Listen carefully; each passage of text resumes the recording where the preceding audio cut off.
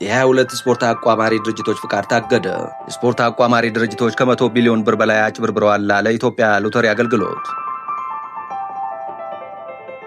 የኢትዮጵያ ሎተሪ አገልግሎት ፍቃድ አውጥተው ስፖርታዊ ውድድር ስራ ላይ በተሰማሩ በርካታ ድርጅቶች ላይ እግድ መመሪያ አውጥተዋል። ከብሔራዊ መረጃና ደህንነት አገልግሎት ከአዲስ አበባና ከድሬዳዋ ከተማ አስተዳደር የጸጥታ አካላት ጋር በመሆን እንዲሁም ከህብረተሰቡ በደረሰኝ ጥቆማ መሰረት ደርሼበታለሁ ያለውን እውነታ ይፋ ያደረገው ለአቋማሪ ድርጅቶቹ ፍቃድ የሚሰጠው የኢትዮጵያ ሎተሪ አገልግሎት ህዳር 25 2018 ዓ.ም ጀምሮ አቋማሪ ድርጅቶችን ማገዱን አሳውቋል። በዚህ መሰረት ስፖርታዊ ውርርድ እንዳያከናውኑ እግድ የተጣለባቸውም የስፖርት አቋማሪ ድርጅቶች የሚከተሉት ናቸው።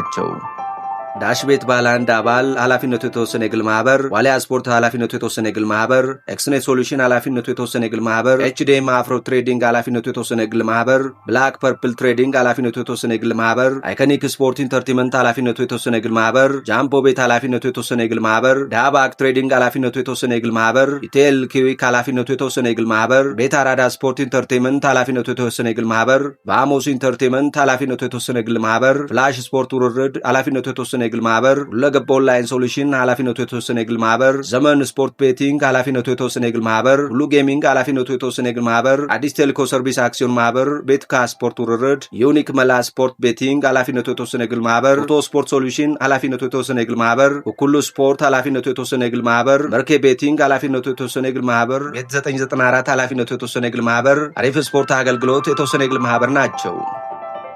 እነዚህ የተጠቀሱት የስፖርት አቋማሪ ድርጅቶች በአዋጅ ቁጥር 535/1999 አንቀጽ 14/2/ሀ መሰረት እንዲሁም በስፖርት ውርርድ ሎተሪ ፍቃድ አሰጣጥ መመሪያ ቁጥር 172/2013 ከህዳር 25 ቀን 2018 ዓ.ም ጀምሮ የሥራ ፍቃዳቸው የታገደ መሆኑን አገልግሎቱ ገልጿል። የብሔራዊ መረጃና ደህንነት አገልግሎት፣ የፋይናንስ ደህንነት አገልግሎት፣ የኢትዮጵያ ፌዴራል ፖሊስ፣ የአዲስ አበባና ድሬዳዋ ከተማ አስተዳደሮች የጸጥታ አካላት እንዲሁም በህብረተሰቡ ትብብር አማካኝነት ለመንግስት ገቢ መሆን የነበረበትን ከ100 ቢሊዮን ብር በላይ መሰወር ወንጀል የተጠረጠሩ የስፖርት አወራራጅ ድርጅቶች ባለቤቶችና ተባባሪዎቻቸው በቁጥጥር ስር መዋላቸው በይፋ መገለጹ ይታወቃል ያለው የኢትዮጵያ ሎተሪ አገልግሎት ከላይ በዝርዝር በስም የተጠቀሱ የስፖርት